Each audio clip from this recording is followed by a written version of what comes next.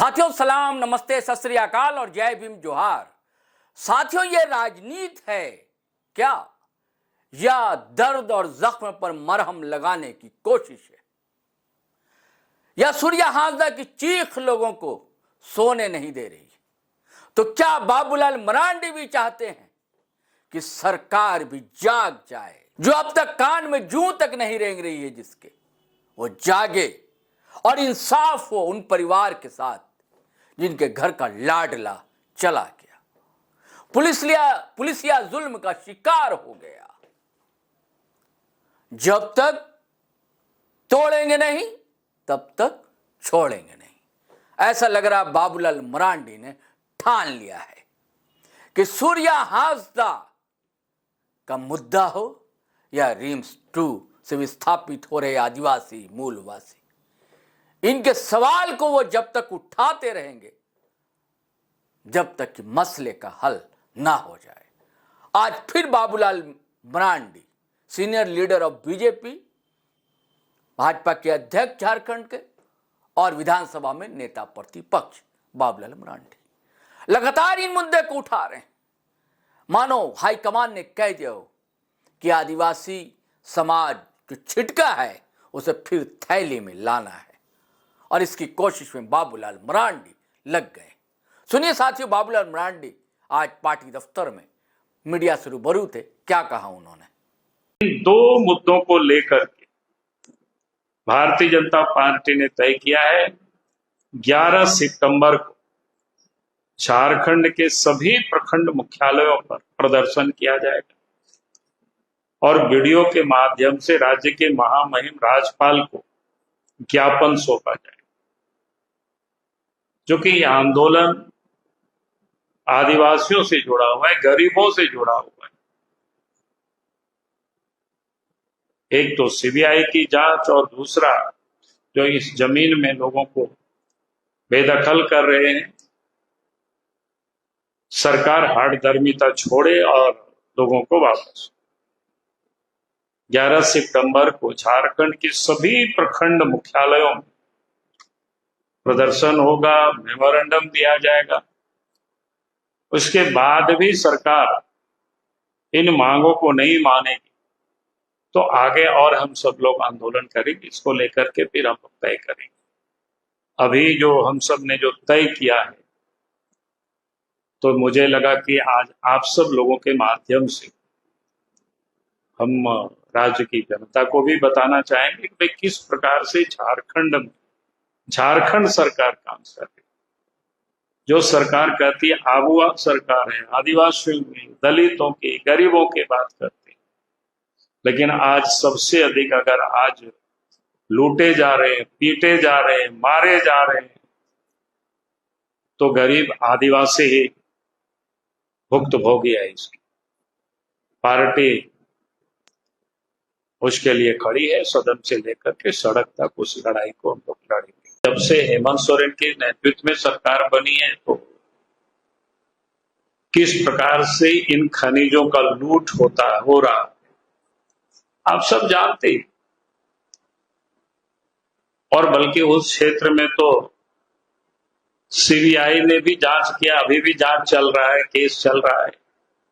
कौन कौन कैसे कैसे लोग इन्वॉल्व है वो किसी से छुपा हुआ है। और वो व्यक्ति उन माफियाओं के विरोध में, भ्रष्ट अफसरों के विरोध में, दलालों के विरोध में आवाज उठा रहे थे, तो उनको रास्ते से साफ करने की ये लोगों ने तैयारी की। और उनको जिस प्रकार से देवघर जिला के नावाडी गांव से मोहनपुर थाना से उनको उठा करके ले जाता है और उनको बेरहमी से मारा जाता है। उनके शरीर आज भी, अगर आप सब लोगों ने देखा होगा, तो उनके शरीर में जिस प्रकार से चोट धब्बे वो लग रहा था, तो सीधा लगता है कि 3rd डिग्री यानी इलेक्ट्रिक शॉक दिया गया। बेरहमी से उसको मारा गया। जब मर गया तो उसको वहां फेंका और इनकाउंटर दिखाया। जहां उनको इनकाउंटर दिखाया गया, पहले तो जब उनकी लाश उठा रहे थे तो किसी प्रेस वालों को भी वहां जाने नहीं दिया, परिवार को जाने नहीं दिया, गांव वालों को जाने नहीं दिया,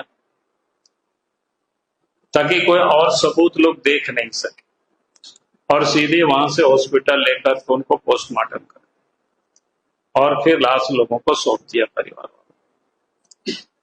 वहां जब लोग गए, पब्लिक भी गए और मीडिया के लोग भी गए, तो वहां कोई खून के धब्बे भी नहीं थे।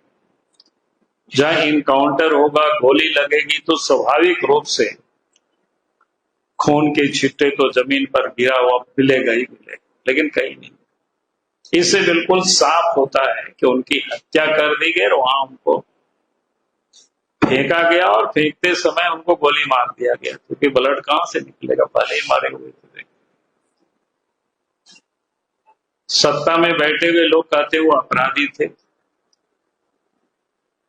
तो उनके ऊपर जहां 24 केस लोग बताते हैं, तो 14 केस पर वो समाप्त हो चुका था। 5 केस पर वो बेल आउट थे, 5 केस प्रोसेस में था, कोई उनके ऊपर वारंट नहीं था। एक होता कि वारंट है, वारंट में वो हाजिर नहीं हो रहे हैं, तब उसका भी प्रोसेस होता है, कुर्की जब्ती होता है, और फिर जहां उठाए तो वहां भी लोगों से शिनाख्त कराते, जहां गिरफ्तार किया कि भाई इनको इतना बजे यहां से गिरफ्तार करके ले जा, लेकिन कुछ भी पुलिस नहीं, सब काम नहीं। तो मैं कह सकता हूं कि उनकी हत्या हुई, इसलिए हम सब लोगों ने विधानसभा में भी मांग की थी कि इसकी जांच सीबीआई होनी चाहिए। और वास्तव में सरकार